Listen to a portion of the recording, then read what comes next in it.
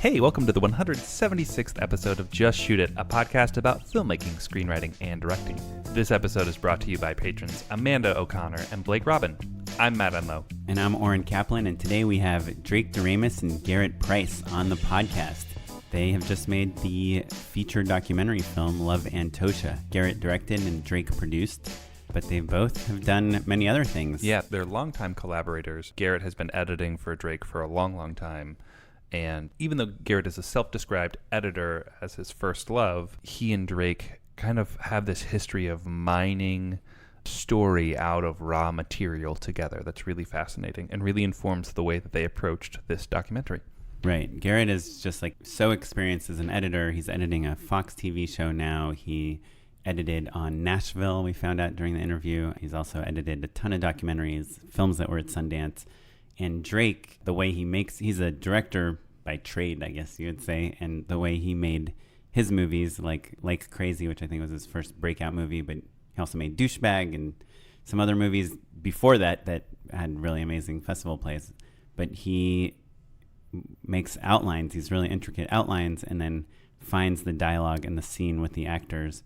So not that it's documentary filmmaking, but it's related to capturing moments as opposed to trying to chisel or control things. Yeah, moments. So it's really interesting to hear their approach and how they made this documentary. And it's just like a really moving documentary. I'm sure most of our listeners know, but if not, there's an actor named Anton Yelchin that passed away like way too early recently. And the documentary is about his life and kind of what a fascinating person he was, an artist. I mean, he's an actor. I think most of us know him as an actor, but he was also a filmmaker and a photographer and a poet and a writer. And he's just like really interesting. Yeah, he's such an incredible artist and such a ample person for a documentary that it was really inspiring and insightful and just kind of becomes a meditation not only about this young artist's life, but ultimately about what it means to be inspired and how much time we have on this planet and, some pretty heavy, deep things.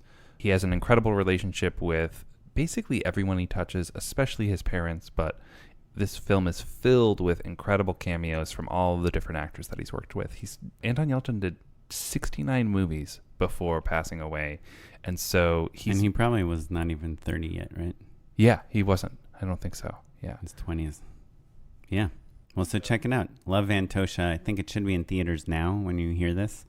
But look it up. It's playing all over the place. Yeah, and it's on rolling release, so I think there's a lot of interesting ways to see it.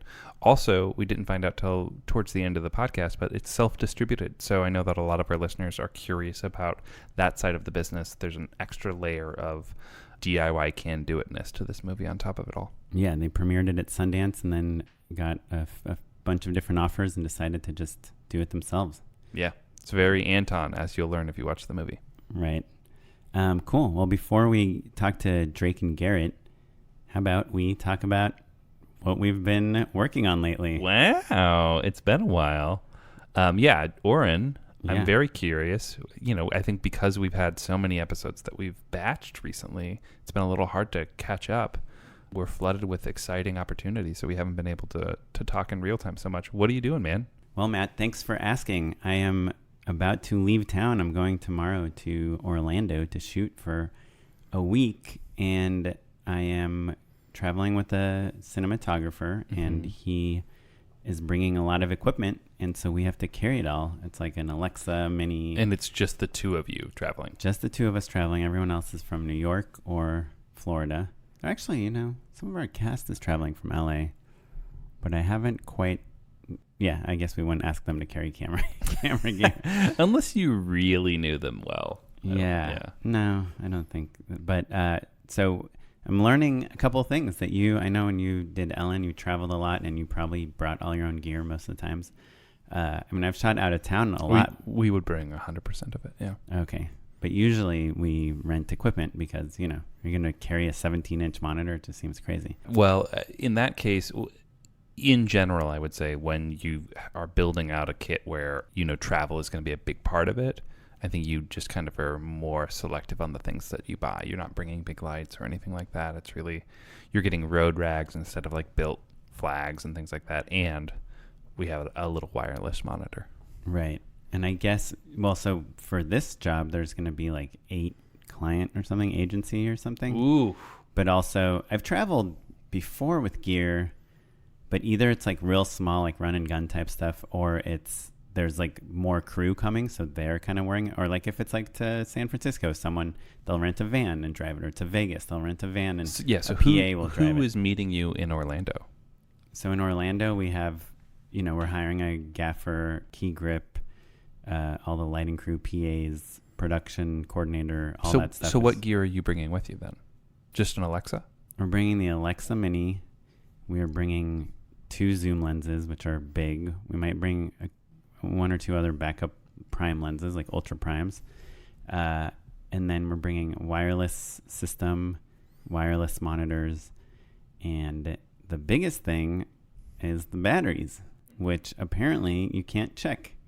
So interesting. We have to... That makes sense. I think they're a little explosive. Yeah, I guess that whole lithium ion thing. But so I just have to carry a backpack and a carry-on full of batteries. They're going to be so heavy. And you also have to risk, like, are we going to put this like $50,000 zoom lens and trust some person to like be throwing it around, And are we going to... Well, Pelican cases are designed for that. There's no joke there. Well, so what's interesting about this specific case that this DP has is people, when they own gear, they buy like all these different pieces, and you could like buy some case and like foam and try to, cut it out or whatever. But if you want it to really protect your lenses, they have odd shapes. So you take them to like professionals that will like laser cut the foam to make sure everything fits perfectly. And he said on his specific lens case, the guy that made the case for him that makes all of Panavision's cases, said that he needs at least 2 inches of buffer space around everywhere. And there's one part of the lens, it's only 1 inch. And he was like, I'm not going to like guarantee this because it's only 1 inch of foam.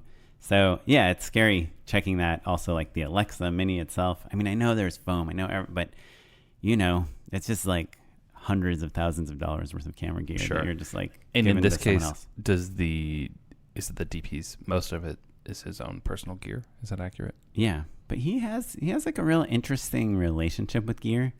He buys a lot of gear, but he also sells a lot of gear, and he finds that he can, we never talk about this on the podcast because it's not a gear oriented podcast, but the problem with buying gear is it's really expensive, and then it becomes outdated if it's camera gear, or if it's lighting, it's really hard to make your money back. Yeah, sure. So an $8,000 light rents for like $50 a day. So how many days do you have to rent it for, And then LED comes out, and all of a sudden all your HMIs are not being rented anymore. Anyway, it's just all kind of fascinating to me, figuring out the logistics of who's carrying what. And I learned about this thing that you already knew about, called a media badge. Yeah. Which to be fair, like I'm fortunate that a lot of the producers that I was working with just led the charge on all that stuff. So it's really just through osmosis that I'm like picking up on all of that stuff. But yeah, I guess depending on the airport that you're at, sometimes like basically a media pass, and that could be as simple as like just flashing a business card or whatever. They'll give you kind of, basically it's a way of saying like, hey, we get what you're dealing with and what your problems are, and so we can kind of accommodate for that in a more official way than just like if you were just checking a bunch of stuff, Yeah. Well, I thought, what if I can read you we actually got a letter. Oh, interesting. That we can present at the airport. So this is on the production company. It's a known production company. It's on their letterhead, and it says, to American Airlines, to whom it may concern, this is to certify that Mr. Orrin Kaplan is traveling to Orlando, departing from LA on this date on this flight number. Mr. Kaplan is traveling to do a commercial shoot as an employee and is returning on this date. Please apply the media rate to Mr. Kaplan's travel. Feel free to contact me should you have any questions. And then there's like the contact info, and then I guess there's like a very specific media rate. Oh, so we're allowed 25 bags total, which I don't think normally you can do. We're allowed up to 100 pounds per bag, which also We have 126 linear inches for our bag size, which is much bigger than your standard. And then it's only $50 a piece for domestic flights and $90 for international flights. So that's the catch there is that you're still paying. Certainly you're still paying, and it's a flat rate basically for everything, even if it's a big old tripod case or whatever. You do want to be strategic about what things you can check. So certain bags, like maybe you want to take your lenses or your camera or whatever, especially if it's something small and sleek, it's cheaper to oftentimes check your bags as a passenger, and then any excess you put onto the media batch. There's a little bit of like horse trading to be done. You rearrange the deck chairs on that stuff if you care to save your company money, basically. Yeah. But so traveling. Yeah. And also you check on the curb, like you don't go all the way in. You just kind of unload everything. Right. Yeah. That's cool. Yeah. So I don't know. I guess that's kind of my new thing I'm learning about this week, which sounds kind of funny. The funny thing that you make me think of is like we would travel with our entire crew, and inevitably everyone but one or two people had TSA pre. So, I have TSA pre, which is like, for people who don't know, you kind of go. Yeah, for $85, you kind of get to not take your shoes off at the airport. Yeah, exactly. But you also go into a different line, so you tend to go a little faster. Mm-hmm. Way faster. But yeah, so inevitably you get through, and then you're waiting for one of your crew people on the other end. So, well, I think if you put everyone on the same reservation, a lot of times that pre-check can spread to other people. Yeah. But sitting on the plane too is like, sometimes I'm like, do I want to sit next to this crew person for this entire flight? Well, it used to also be that if you flew first class, all of your bags were taken care of, right? Like there wasn't a cap on the number of bags you could check. So old crews used to draw straws, basically. The camera team would draw straws, and one person would get first class because it made economic sense to upgrade one person, and then you check all of their bags. And it wasn't the director? No, because it depends on who the director is and who the camera team is. Like, oftentimes I think the director, whether they are flying first class or not, is kind of up to union rules in certain circumstances, or just like who their agent is, basically what they negotiated. And then separate, I think the camera team kind of as like a bonding thing. Because the other thing you have to think about is like where you're keeping all this gear.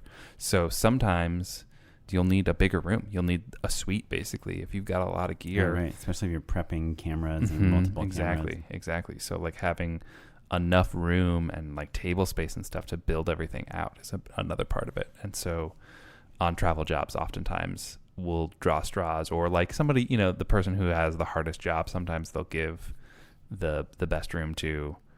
And like, it's always funny. I remember one time in Utah, like they had like a hot tub.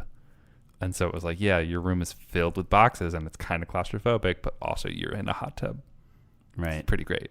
Yeah. Yeah. If you're into hot tubs. Travel's fun. Only weird people are into it. I'm not really into them, actually. I don't love a hot tub. Not surprised. I like a hot tub for about 45 seconds. Yeah. I enjoy them, but I also am weirded out by them at the same time. Yeah, fair enough. Cool. Well, have fun, man. Thanks. Enjoy your trip. I won't.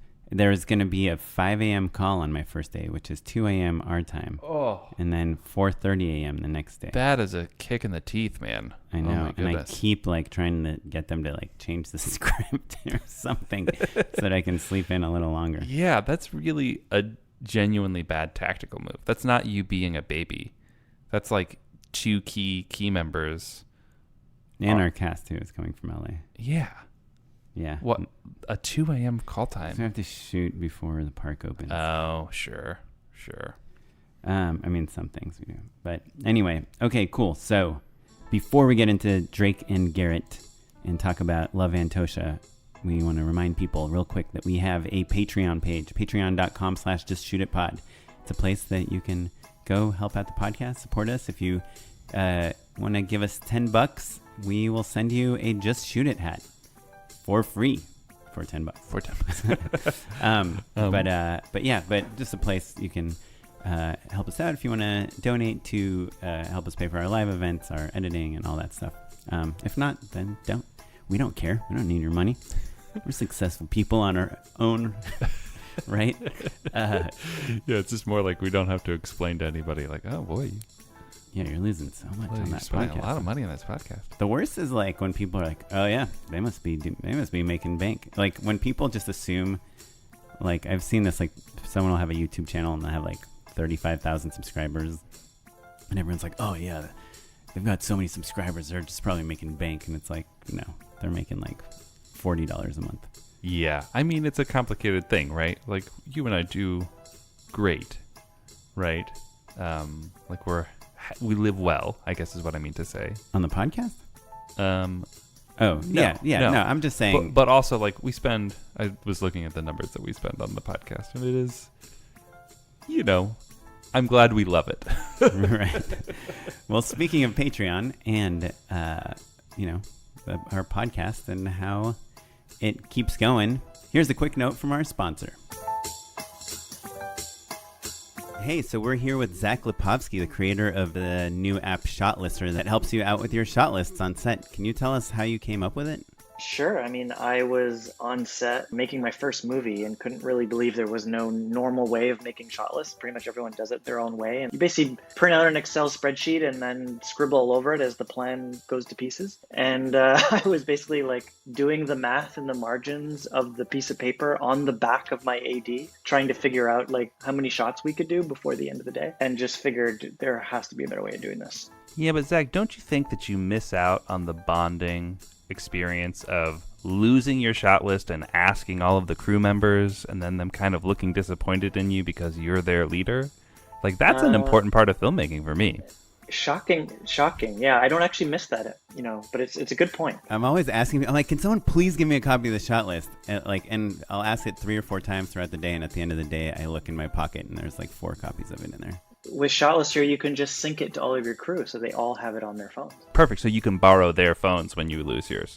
Yeah, if you lose your phone, you can still find it. Why does Shot Lister work better than printed out paper? Well, it does a bunch of things. Not only is it the best way of building a shot list, you can build it digitally and customize it and everything, but it allows you to also build a shooting schedule where you can basically like a one-liner, but for shots, where you can add time to each shot and how long you think it's going to take, and then you can change it with just a flick of the finger as everything completely goes to crap once you're shooting. And is that not something that your AD would usually take care of? Yeah, I mean, you can do it together. You can create the shot list, and then you can make the AD the author of it, and they can change it, as you go. You can basically, sometimes it's the DP doing it. Everyone does it differently. And you yourself have directed a couple of movies for Disney. You had a movie at TIFF, obviously a filmmaker yourself. And you find that it helps you on set? I don't know how people shoot without it. Because it allows you basically to visualize your shoot day rather than just guessing how you're doing. You have a very concrete visual of how you're doing. And that allows you to kind of basically prioritize stuff you really need and put the stuff you don't at the end. And as that changes, move it around. So that's really, really helpful. And do you think it's helpful even for a small kind of crew, someone just starting out with their buddies? Actually, most of our people are small crews because they don't have an AD and they're also the director and they're also doing craft services. And so they need something they can rely on because they don't have a lot of crew to rely on. So, Zach, you've decided to give away 100% free 50 copies of Shot Lister every month, even if you're listening to this show again in 2020. 2020 actually isn't that long from now. I guess that's true. That's not true. That. 25, go with that. Basically, every month we're going to give away 50 copies. So if someone is listening to this and they email justshootitpod@shotlister.com and says, what platform they want, we have Mac OS, Android, and iOS. And whatever platform exists in the year 2525. And then we'll just send you a free copy. We give 50 away a month. So if there's ones left, send us an email. And that sounds crazy, but I think there's a really smart tactic to it. And basically, the way it boils down is as soon as you're into this app, as soon as you adopt it as part of your shooting process, you become an evangelist.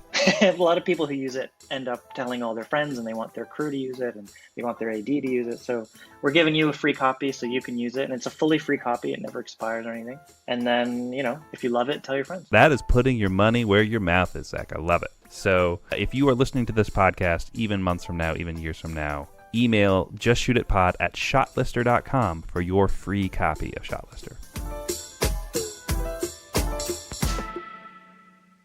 Thanks so much, Zach. Let's hop into our conversation with Garret and Drake. Garret and Drake in the house. Welcome, Hey guys. Thanks for having us. Daytime recording. Yeah. LaCroix instead of Beers? beers. Yeah. Yeah. It's been an early morning, but we're here. We made it. Beautiful light in this room. It's really nice. Yeah, you guys will see on the selfie. Instagram. I just shoot a pod. I guess our selfie will be a daytime selfie. Ah, finally. Yeah. Guys, you made a movie. We made a movie. Tell us about Love Antosha. It's a documentary It's that a- Garret directed about Anton Yelchin, Yeah. our good friend who is no longer with us, but is now with us and with everybody else over the course of the next couple of months as we show the movie. It was like the first thing I consciously said to my folks, I want to do this. I want to make movies. Really, the last number of years, you've done so much. Next tonight, here to the stunning death in Hollywood. Police are saying it appears to be a freak accident that killed the 27-year-old actor. The random events that had to occur for this to happen were just cataclysmically unfair, you know.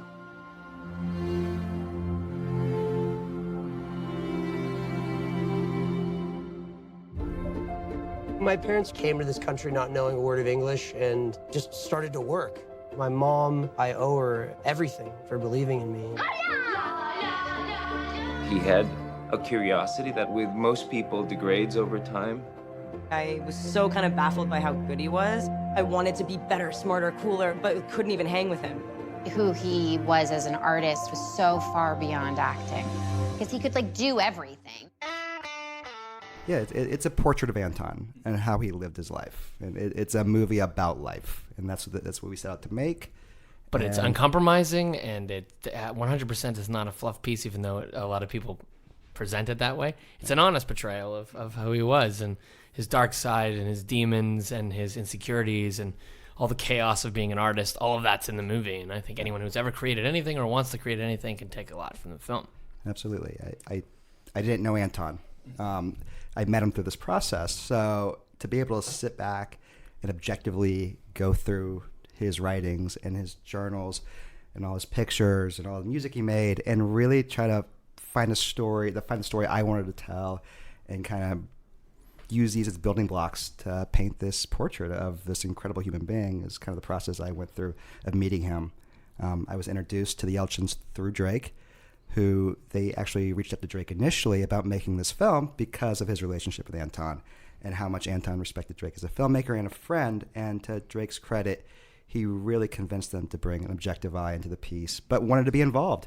So he brought me in. He jumped back in a producer role. I jumped in a director's role. Both roles we've never done. But that, in the spirit of Anton and his career and his life and all the risks he took and all the different things he wanted to do, I think it kind of made sense to try something different and do an experiment. Absolutely, Yeah. I mean, we talk all the time about how directing also is. I mean, half your job is producing. So you obviously, Drake, you've directed before, so you kind of that producing isn't new to you. But Yeah, it you've makes it never twice as been easy, like a sole right? producer. True. Right? Yes, very true.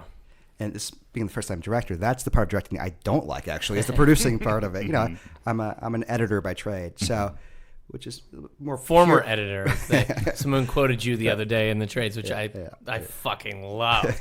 I love the idea of that because we were cutting my new movie at the same time too, so we were doing two movies simultaneously, and it was a really fun to.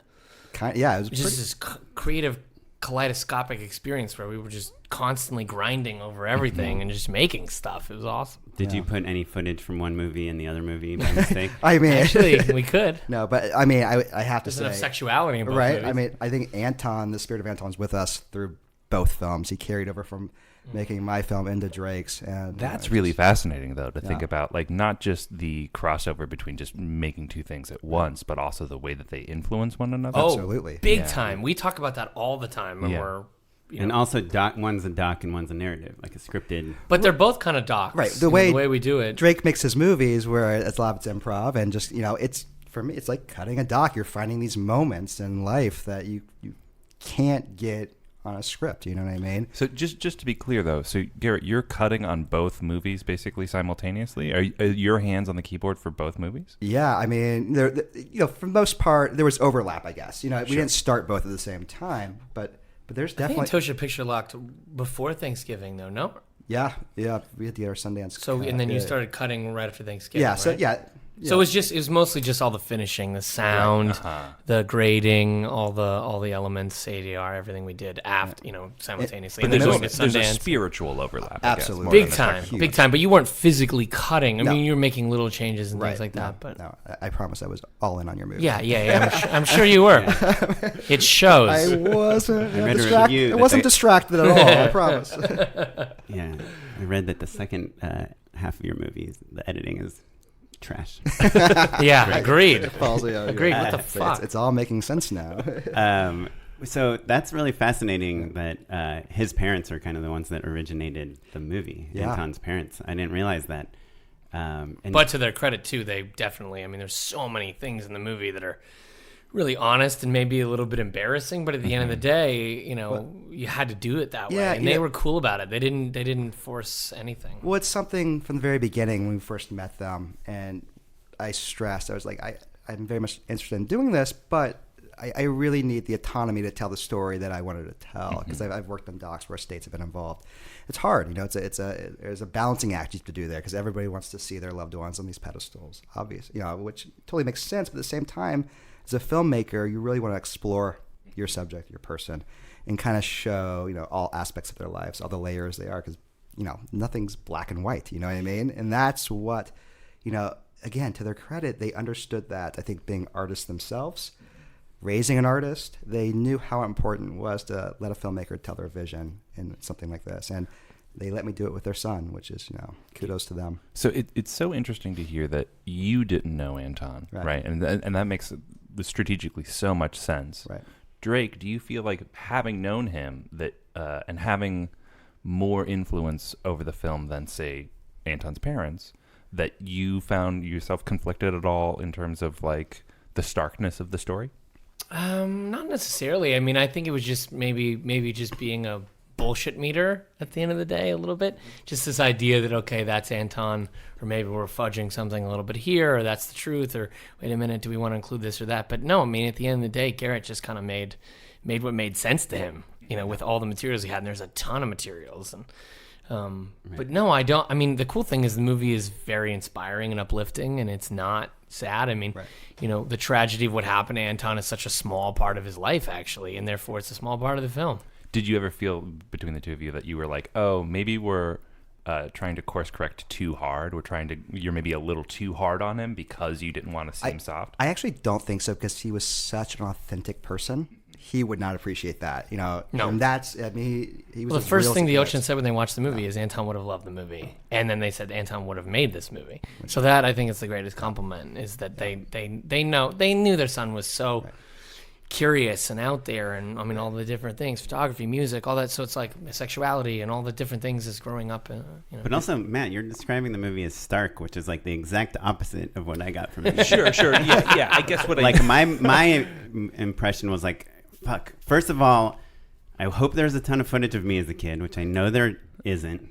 So I guess, especially with the timestamp too. How nice is right? that little gift? They added that. Come on, there's no real record delay. I promise. But also, I was jealous of him. I mean, his nights out in the valley, just sound like so fun. Awesome. Hey man, you can go to a sex club if you want. It's called The Layer. It's called The Layer. Yeah, but if I bring my point and shoot, I don't think everyone's going to be excited about that. I think it'll be fine. Just say you're Luis Carderos. You'll get in anywhere. What you're talking about, Orton, is like what. As we start sharing this movie now, it's getting out there. What I find so fascinating and just what I love so much is that not only are audiences learning about Anton, but it's turning out to be a very self-reflective experience for an audience.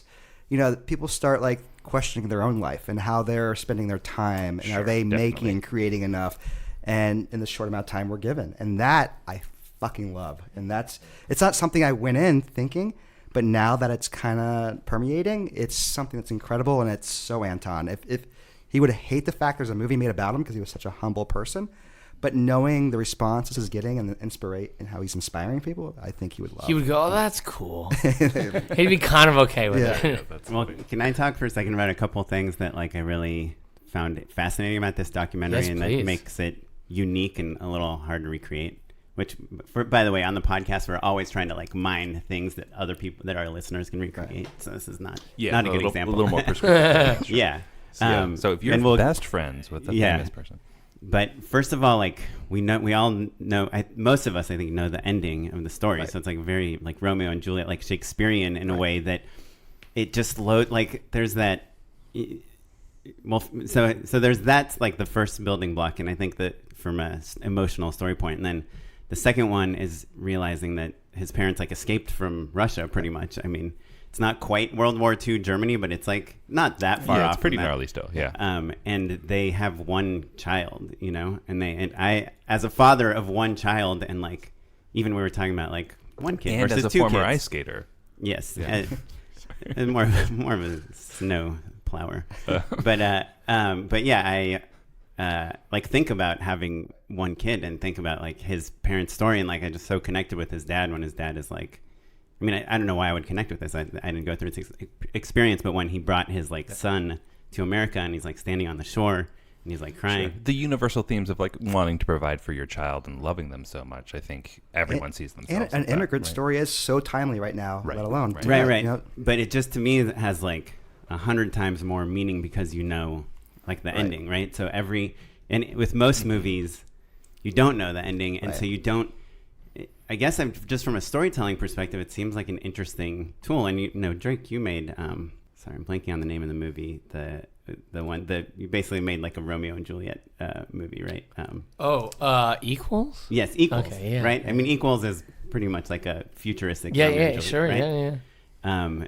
Like we know it's like this inevitable end, and I guess I don't know if I'm spoiling that movie. No, it's all good. It's all good. But like when you start realizing like, oh, this is like this kind of tragic path, it's like I don't know, it just kind of adds so much meaning. And like 10 minutes into your movie, I was like, oh man, I'm like already like emotional, you know? Yeah. And I'm just like watching it on a small screen. So anyway, I thought that was interesting, and I'm curious, given that, or you can speak about like your own way into it, is as a documentary filmmaker, a lot of times we think of like editors and directors finding the story from the footage, right? Yeah. But you're talking because about you have this ending, everything is informed by it, right? Right. And also you're talking about not wanting like his parents to decide the story. You want to go with your story. So how do you even come up with a story before you make the movie? I think as a documentarian or as a filmmaker, you find that piece that you really latch on to, relate to, and kind of build from the inside out. For me, being a parent myself, like you, it was a relationship between Anton and his parents. And I ultimately knew that this is how I'm going to frame this film around, this incredible bond he had, specifically his mom. Thank God Anton wrote these letters his whole life to his mom that really serve as a framing device of his coming of age. There's a moment in the movie where like you're showing like a montage of all of the different notes that he's written, like I love you mommy, different riffs on that, and I was like, oh, that's definitely just graphics that they recreated. And then you cut wide to her looking through those actual letters. Yeah, I was like, man, that's a gift. It's incredible, right? Yeah, right? That made me bummed too. I'm like, I never say anything like this to my parents. You definitely want to call your mom. This is the Call Your Mom movie of the year. We always talk about it. Yeah. But and I would come home from the edit bay every day and look at my own children and be like, why don't you treat me the way Anton treats his parents? So what am I doing wrong? You know what I mean? They're like, well, are you investing in us the same that his parents invested in him? No kidding, right? But like I was talking about, I really latched on to this bond he had, and I knew that's how I wanted to tell the story through these letters.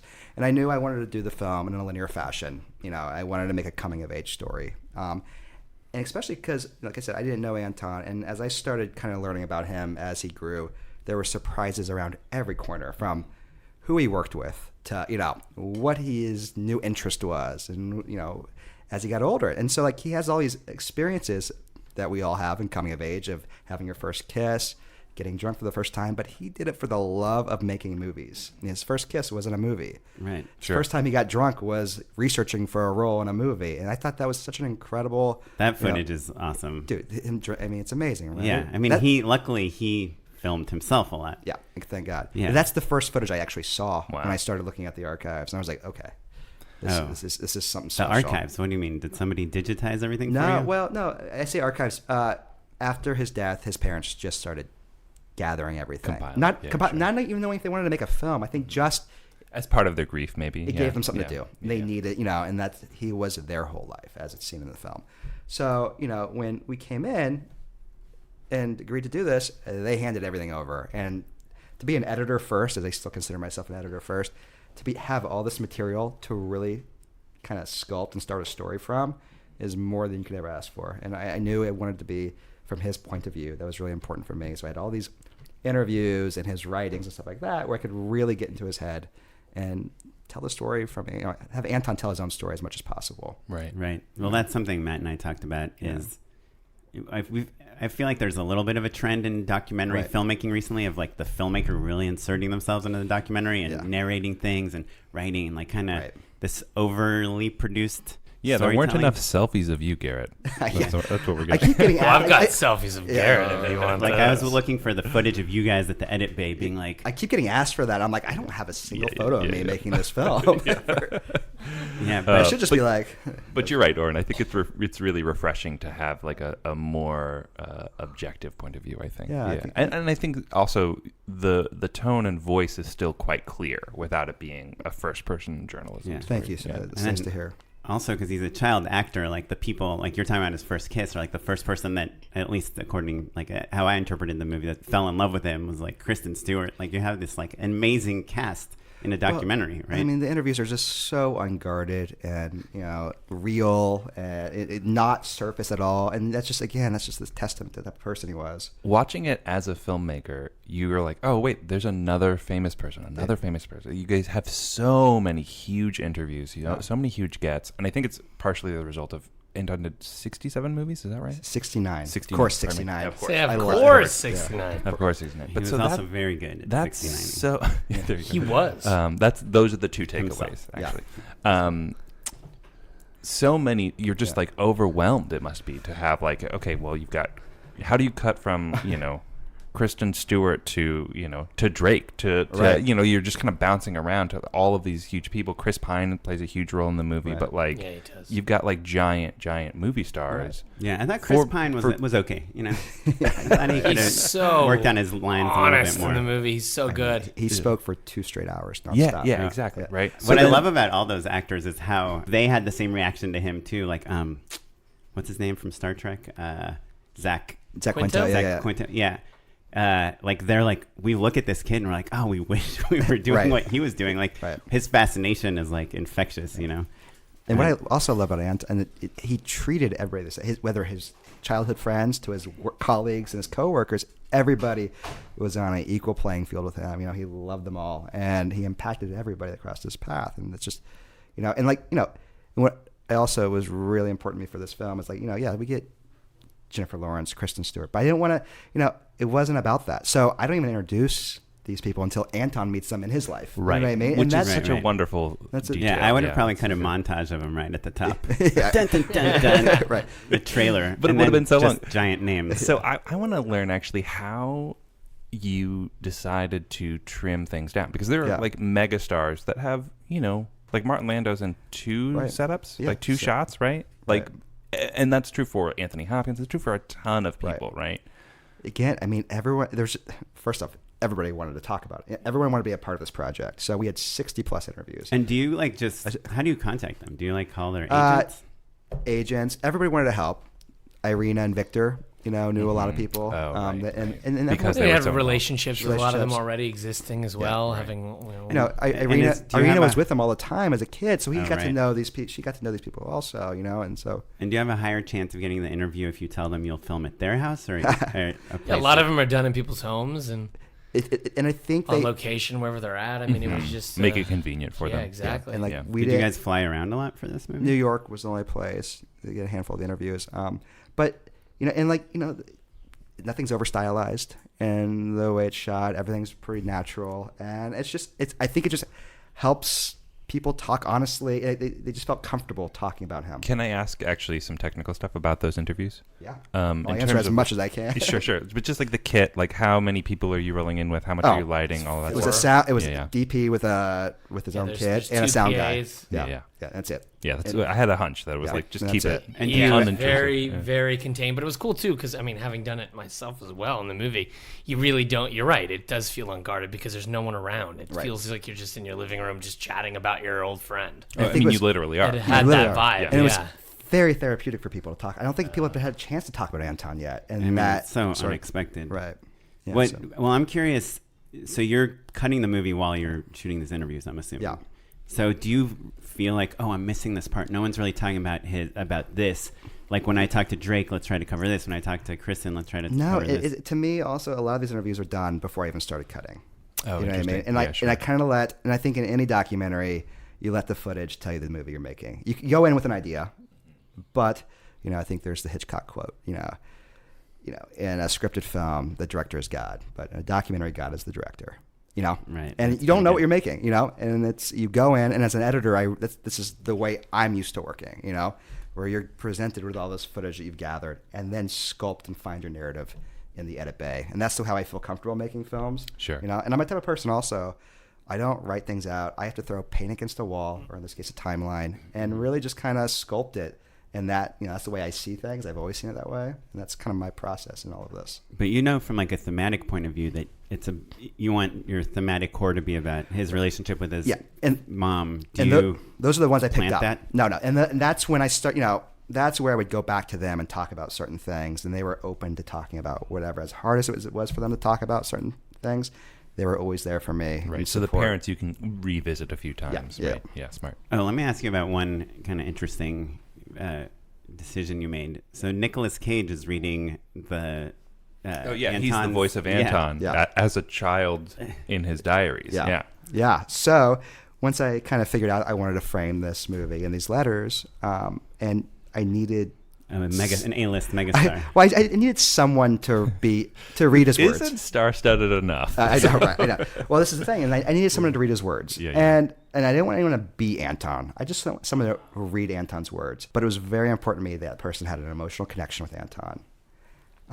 That wasn't already a talking head in the movie that we've gotten, and like to bring a little gravitas to the role because there's not enough in it. I mean, it is an incredible voice, right? It's an incredible, and so so I asked Irina, I was like, hey, this is what I'm looking for. Is there anyone that you think we should try to go after that held a special place in Anton's heart? We haven't talked to yet. She goes, Nick Cage. And was like, and did they work together? They did a Paul Schrader film called Dying in the Light. Oh, yeah. Okay. The film didn't work, but they had an incredible experience together. I mean, Nick Cage is kind of like, the idea that Anton would have become Nick Cage later in his life. Just him as an artist. I mean, he just made similar choices and risks and tried different things, big movies, small movies. The kind of kindred spirits as we talked about. Kindred spirits. So it really makes sense that he's kind of the voice of it. So Nick Cage is like Coppola's nephew, right? Yeah, right. Yeah. Sure. But Anton escaped from Russia. Yeah. Besides that, but so she mentioned Nick, and we were like, we watched Raising Arizona, and we're like, oh my gosh, we got to use him for voiceover. Like, I've never heard of this guy, but we'll watch him. Yeah. Well, but he has so much voiceover in that movie, and we're like, this is it's so emotional. A lot of movies, it's Adaptation, so good. Weatherman. And so we reach out, and he's like, I'm honored to do it. Just come out to Las Vegas, spend a couple days with me. So Drake and I go out to Las Vegas, of course. I got to see what you're made of. Yeah. And we go to this recording studio, and wait, do you guys hang out with him in Vegas? It's like visiting Hunter He was Thompson. very professional, but he was very emotional, and he literally said, God, this is really important. Oh, cool. He really felt like it was important. It was so cool. Wait, so you guys don't go out with him in Vegas? That we thought we would. Yeah, we hoped. No, I think honestly the experience for him ripped him apart emotionally. He had you can hear it in his voiceover. He's like, he let's cancel cracking. the parties, cancel everything. Yeah. And you guys are like, no. No, he had it was really special. But what I found so incredible is when I picked out all these entries I wanted him to read, I sent him everything like 2 weeks before we came out here, thinking, he'll look at it once and and he'll read everything when we meet him. But he came in with the paper I sent him, crinkled up. He knew all the words already. That's awesome. And when in his first reading, he broke down and needed time to recuperate and recover, and came out, like Drake said, this is something really special I've been asked to do. And he was a consummate professional. That's awesome. And really brings it to another level, I think, having him a part of it. Sorry for making all those jokes. Oh, I do. Okay. I know. You're apologizing to this guy? Well, I know. I mean, I don't want to take away from. We all have our own defense mechanisms. No, it's all good. Well, so why did you choose not to shoot him? Yeah, it was just channeling Anton and reading his words. And also, I don't know if it had the impact on him besides working with Nick that a lot of these others were so formidable to him. Sure. So having him interviewed talking about Anton was far less interesting to us, I think. Right. That's cool. Yeah, there is, again, going back to the number of movies that he did, right? It is tricky to pick out which ones are your personal favorites versus like the ones that left a large impact on people and like what resonated. Can you talk a little bit more about that? Like, how did you kind of pick and choose? I think it was, as I started really reading his journals and learning about him and talking to people, the ones I felt that really impacted him as not just an actor, but as a human being, and the people he met and who became lifelong friends that impacted him later on in life. So that's kind of how, I approached it. I mean, there were so many, it's just, it was daunting at first, and you just start paring it down. Yeah. It's like Diary of Anne Frank and stuff. Like, how lucky are you? Right, absolutely. And again, if I passed away, people would just like have to look at my text messages and my emails, and I guess. Instagram, maybe. Seriously. Yeah. So thank God. Yeah, and Nick again, Cage is just reading, okay, got it. Yeah, right. Thanks, Star. And autocorrect. His mom saved all their messages, the correspondence between each other and all their emails. So it was, again, to be given all of this to draw from to tell the story, it really helped. Wow. And so Drake, as your role as a producer, what are you doing on this? I think a lot of just supporting shoulder Garret. rubs. Yeah, I mean, a lot of just giving notes and trying to be a cheerleader at the same time while also just trying to kind of answer any questions or help him through the process of not doing this before. But also it's just like storytelling. It's simple storytelling. It's just like at the end of the day, it's like we're just trying to make the best story we can make, and just really trying to help out from a storytelling standpoint. Yeah, I think like, directing and cutting yourself, you're kind of insulated. So I need someone, to bounce ideas off with the chair. Exactly. That's a lot of conversations. So it's nice having that and Drake, as the filmmaker himself, to be there, always be there for me to do that. So once you got all the footage, I'm curious, what's like your first step in figuring out what the story is? Again, I kind of just started linear. I started at the beginning. Do you just like do selects from all the footage? Yeah. Or do you write a timeline or go look to it as an IMDb page or what? Yeah. Well, I mean, I basically had note cards on the wall. I have every film in order he did them from, and then I spider webbed it out with like what interviews I wanted to try to get from each film, and then you caught and kind of started from there. Yeah. And and I went in order when I started cutting it. I mean, it's just because I was learning about Anton as he was growing up, and I wanted to reflect that in the film itself. And like the only way for me to really do that was to go through the process I want an audience to go through as they watch this film. So how long did it take you to do that? It's embarrassing to say how quickly we made this film. For a documentary, I think 7 months in all, and not with all the interviews, but with the actual like cutting and picking up interviews and stuff like that. I knew I had his movie to start. I had to wrap it up. Exactly right. The Well, issue so here. I'm curious. Can we talk about it's something we almost never talk about in the podcast, but like financing like a documentary like this? Like obviously your time is very valuable. Yeah. Your time is valuable. You're working with studios and other people on other ththings. How do you figure out the money part of this whole I mean, thing? Again, it's pure It independent wasn't a film. very expensive movie to make. The Yelchins, after the accident, they were able to help fund this film because the foundation. They didn't want anything to do with this money, but keep Anton's legacy alive. So we were lucky to have that available. But again, even as documentary goes, there wasn't much budget at all. Right. It's mostly found footage, and then basically those interviews. Right? Absolutely, exactly. we didn't even go heavy. I mean, even the visual effects are very just simple. I just wanted a feeling of Anton, his tenacity of writing. And so it's really mostly your time is kind of the main expense. Yeah. Cool. Which it was worth 7 every months second. you were working on it almost nonstop, probably. Absolutely, yeah. But he sacrificed a lot. I mean, he has a steady TV gig on and off, and health insurance and a family and all those things. You have health insurance? Get out of here.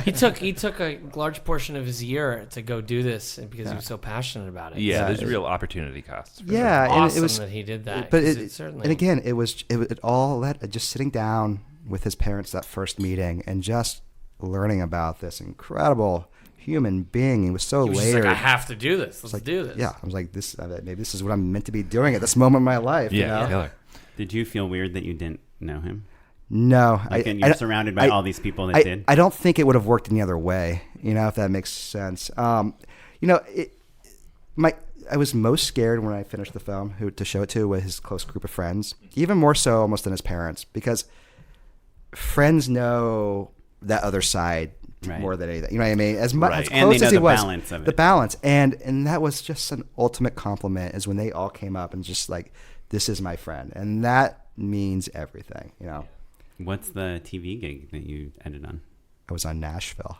Oh, the really? TV show, yeah. So completely that's so different. But I've jumped back and forth between. He's done a lot of documentary, a lot of TV, yeah. commercials, everything. But I love telling stories. Is that why you work with Drake? Because his stuff is kind of in the middle. Yeah, no, it's hard. It's like picking a favorite child. You know what I mean? So it's like once you have another So one, you'll you figure secretly it out. have one? Yeah. Yeah, basically. You just don't admit which don't one have you that like best. second kid. No, I'm joking. Yeah. No, it's like that's what it's going to say on your tombstone. Oh my gosh, no, my Don't second have kid's that awesome. second kid. No, it's like, you know, when I finish a doc, there's no better feeling, you know, getting it out there. It feels like such an accomplishment. But the process of it, it's always living with you. Always living with you. When I do like a film, I can leave the edit bay as an editor and just go home, have my balance of family life, right? And come Complain back about and, the movie to your except for his wife. film, but like with docs, they just live with you. You know, you're constantly thinking about it. Well, then I'm curious. Then what's next? Having learned so much from this film, and like had it's a pretty emotional process. You guys are in the middle of publicity on everything. Yeah. The movie's rolling out, right? Yeah. But how has this film changed your trajectory career-wise? Yeah, especially as a director. Like I know Drake was joking about former editor, but like is this a new? I don't know. beginning? Yeah, Drake keeps saying yes, it is. It's changing, but I still love the art of editing, and I still will always consider myself. Well, directing is editing, and editing there's some is particle. directing, Yeah. So I think Drake is like, I'm trying to hire a new editor, and I don't want Garret to be offended. Yeah. Let's push him. far into the directing realm. Yeah, the person who replaced you on Nashville is like so good. Basically. But yeah, so I think this came out of nowhere. I was never searching to go direct a movie, and it just kind of came naturally. Sure. So I'm hoping if it happens again, it's the same way, you know, or unless I find something. It's got to be organic to you, and you got to be passionate about it. But especially, I mean, you should. That's huge. You definitely should continue to do it. Oh, thank you. That'd be great.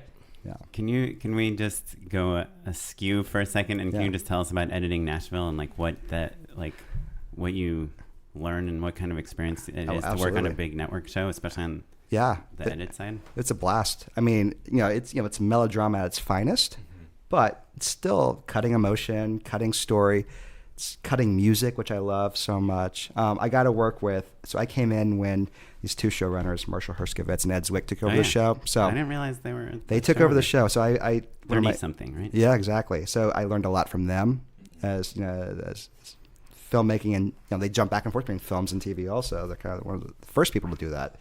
So it was a good experience. And I had worked with Ed's son Jesse Zwick on a movie called About Alex years ago as an editor, and he was a part of it. So I learned a lot.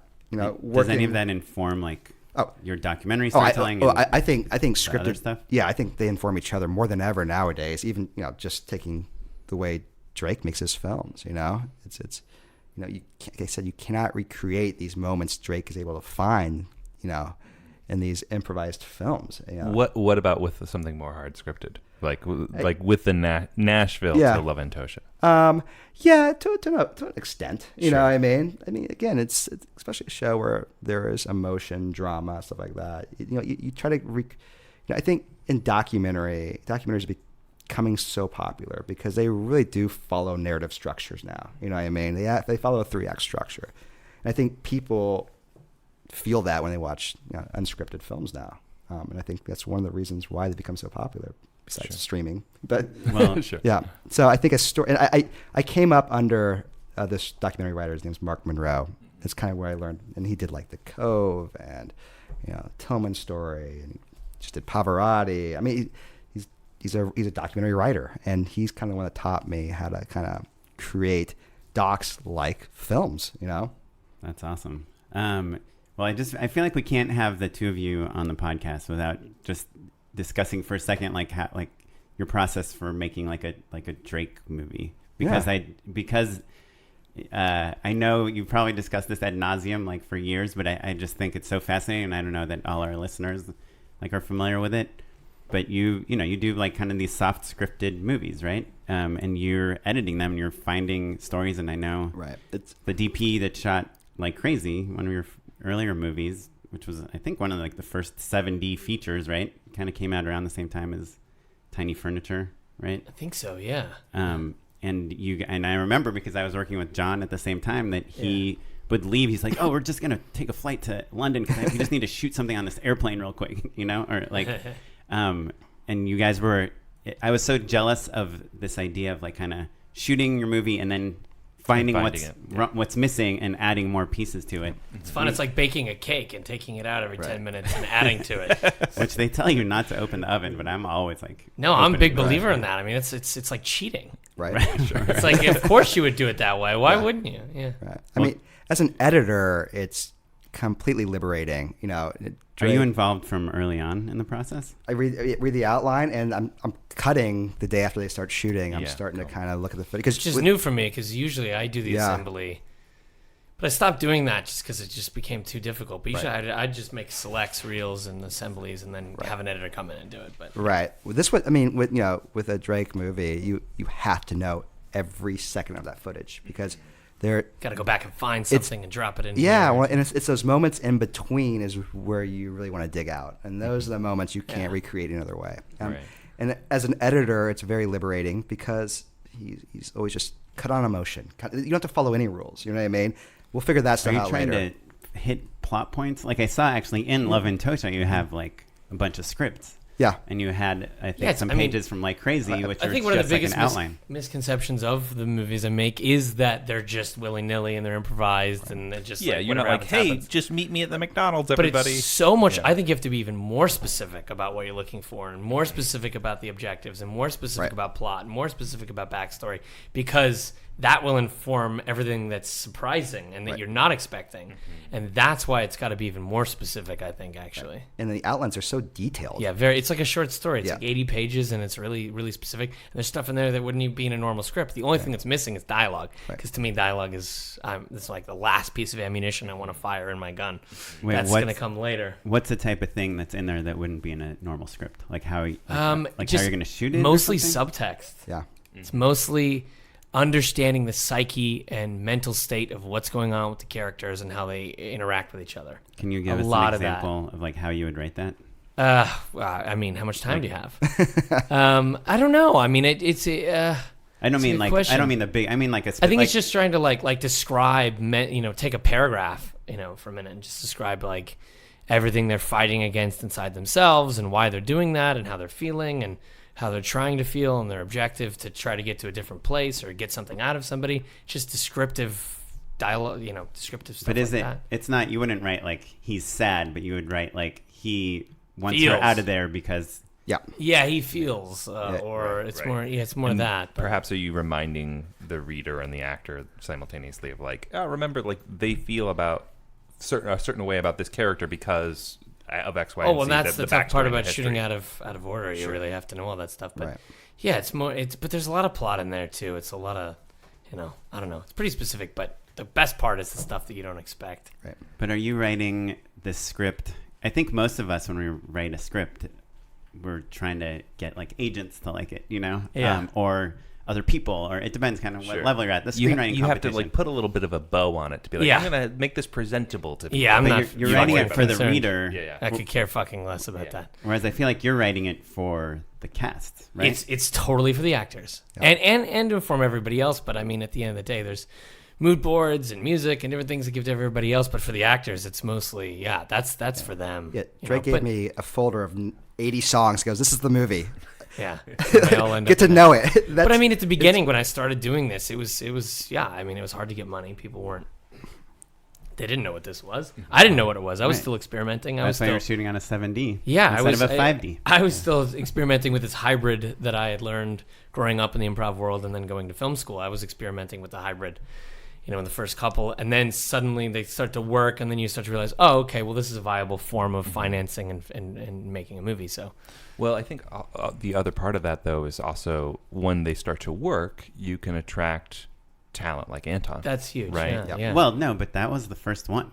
Right? The second one. Well, I made a movie called Douchebag that was at Sundance in 2010. That was improvised. That was the first improv movie I made. Gotcha. That was number one. one. You made Douchebag before Like Crazy? Yeah, the year before.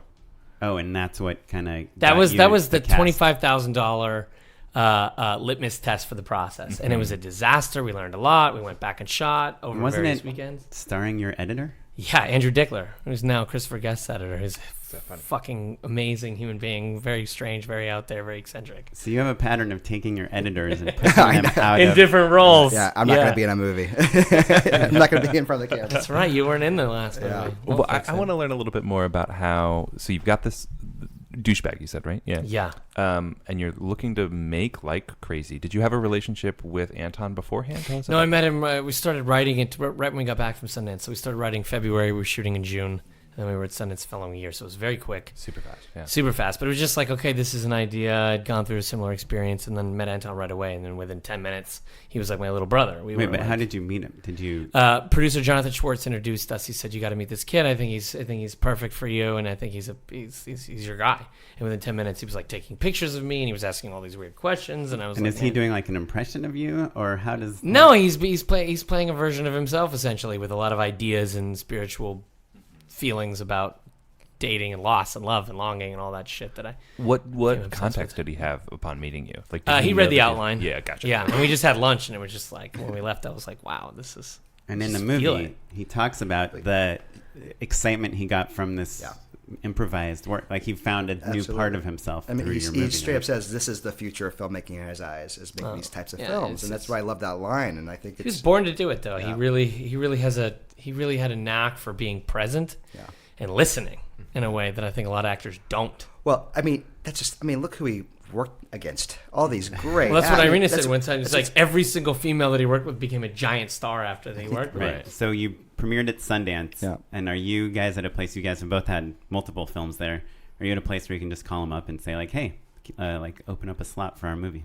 No, but it does help to have a comfortable relationship with a lot of really amazingly smart programmers over there. But at the end of the day, they base it just on merit, and we were lucky enough to have this movie in. I mean, to me, U.S. documentary program at Sundance is like next to none. It's amazing every year, the documentaries that are there. So it was just so amazing to have this there.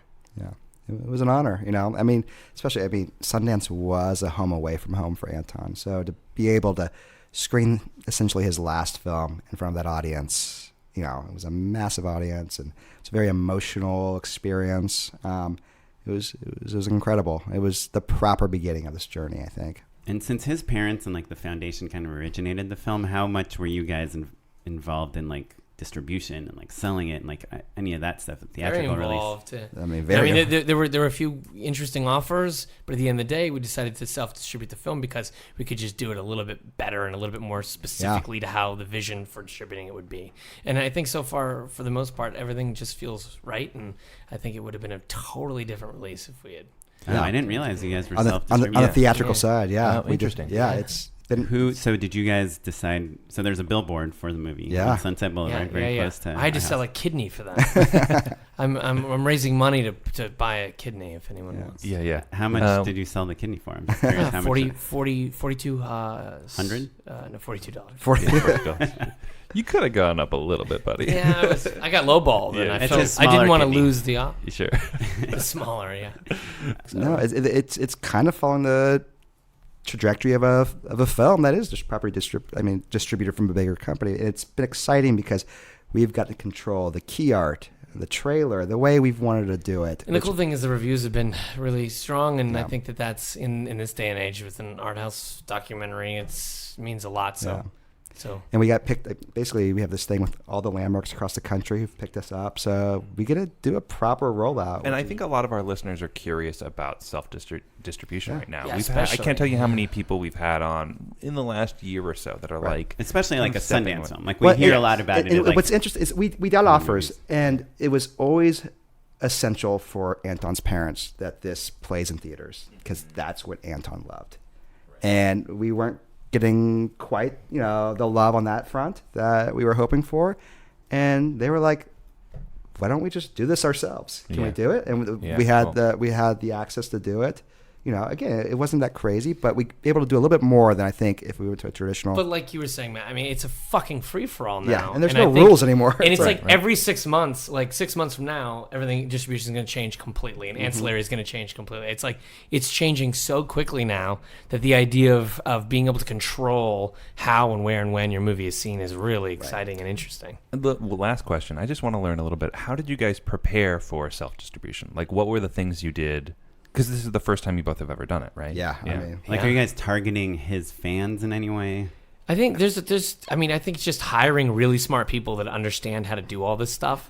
And, between publicists and the theatrical bookers and the targeted ads. Marketing team, it's crazy how specific. Are you doing social? It's mostly also, all social. In a movie like this. I definitely got Instagram ads, for sure. Yes! And we have so many people in the movie that are willing to step forward and help and support the company. And that's why we thought this was probably the best case scenario. You inadvertently made an influencer movie. Absolutely. Like Nicolas Cage wears a Love Antosha shirt on SNL or something. Actually, there's more people in this movie that don't have social media accounts. Yeah, that's sure. It's like Jennifer, Kristen, Chris. It's like you get so famous you don't need it anymore. Yeah, smart. But everyone that does has been really supportive. Dude, Jennifer Lawrence, could you get her to wear like a Love Antosha jean denim jacket? She has some great Anton stories in the movie, though. Yeah, it's been an incredible journey, and we're just happy it's out there. It's the universe's now, It's like. And do you have a home release scheduled, or that we're waiting on? And there's some interesting things. Yeah, there's a lot to see what happens here in the next month theatrically, and then I think everything will kind of be decided after that. But just wait and see and try to be nimble. I mean, that's the big thing about self-distribution too. Is you have to be nimble, change course, listen to what's going on. Look at the markets. Look at everything. I mean, it's just so specific. There's just so much content out there now. Yeah. Do you, in this self-distribution model, are you trying to make money on the theatrical, or are you trying to set the theatrical up to push the long tail? I think mainly that. I mean, every dollar this movie makes is going towards this foundation, and they give amazing grants to artists every year. So it'd be great if it makes money. But at the end of the day, too, I think setting it up for the next 3 years of ancillary and people experiencing the movie all over the world in different ways is a huge piece of this theatrical as well. Right, makes sense. Cool. And what's your the movie you guys worked on at the same time? What's that one called? It's called Endings, Beginnings.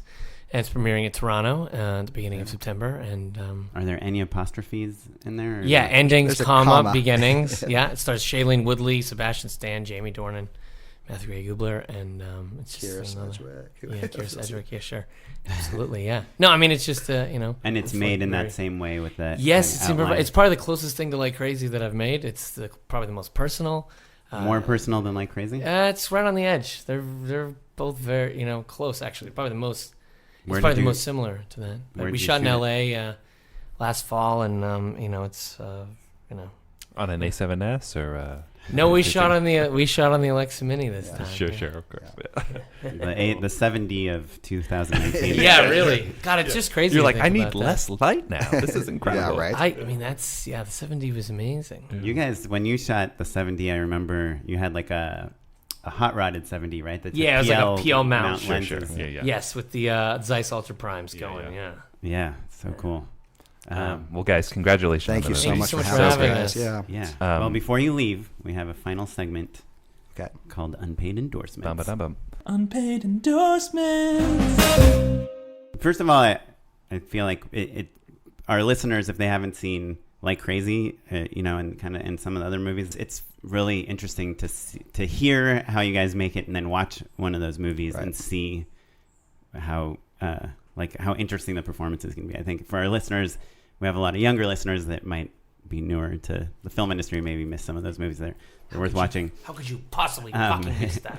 But this is kind of a re-endorsement, but there's this guy, Chris, I don't even know his last name. He has this company called Film Editing Pro. They do editing tutorials, and they do these editing courses that you can pay whatever, like $1,000 to take. And but I've never taken any of his full courses, but he does these free ones, like videos, and he just put out another a whole free series. Actually, only the second. It's a 3-piece part series, and only the second one is out today. But it's all about music editing. So it's Film Editing Pro, and it's all about music editing. And it's like my biggest pet peeve when I work with editors, especially on commercials, is that nobody knows or cares about like music editing. And it's like, especially in comedy, it's like what makes a joke work or doesn't or not work. Or in horror, make a scare. It's horror. And like I keep seeing editors just like put a crossfade, you know, or just like cut in the middle of it, like, or like literally I'm working on something. I worked with the editor and I thought the edit was pretty good. It was a commercial. And then they took it away from me, you know, as usual. The producers and clients, everyone was giving notes, and they showed me the cut yesterday to like show me what the VFX looked like. And they put a slide whistle. They changed the music track, and they just ended. They stopped it with it, and I was like, I couldn't tell if it was like a joke, like so it's just like a fuck. But it's like the laziest thing. I'm like, even if you're gonna use a slide whistle, which I don't think you ever should, unless that's the joke that you are using a slide whistle. It should be on a beat, you know, a musical beat. Anyway, so Chris, Film Editing Pro, music editing. Just look up Film Editing Pro, and there's this free 3-part course about scoring and making music work. And he actually asked for suggestions on what he should cover, and I emailed him. I was like, a really hard thing to figure out, I think, especially for new editors, is how to even start looking for music. Like what words? Like I'll literally ask people, like, what word would describe this song, you know, or this type of feeling.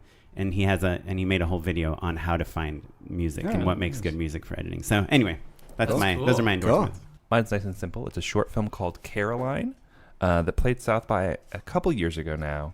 It's by Logan George and Celine Held, and they've got I just saw on Deadline that they've got a new movie that they just signed up for. But the short is really beautiful. It's like, what's it called? Caroline? Caroline, yeah. And it's about like a mom who has to like go do a job interview really quick and like leaves her kids in the car. It's a super simple premise and just escalates really perfectly. And also the performances from the 3 kids that are in the car is like so beautiful and well observed and really special. So, and it's 10 minutes, so that'll be in the show notes. But my endorsement, I'm not lying. I've been watching the Gilmore Girls for like a month with my wife in bed. It's like the perfect thing to fall asleep to. Like from the start? From the start. Have you seen it before? And there's so many fucking episodes. Yeah, it's we're only on season 2, and I feel like we've been watching this nonstop for. What, is it streaming somewhere? Where do you watch it? Netflix. Yeah. And I heard this forever ago. I don't know if it's still true, but I think they held the record for like ratio of script pages to screen time, that they have like 65-page scripts for like these 40-minute episodes. Probably. I wouldn't be surprised. There's a lot of talking in that show. I mean, and they talk fast. A lot of talking. Yeah. Annoyingly, a lot of talking, but it helps me fall asleep at night. Yeah.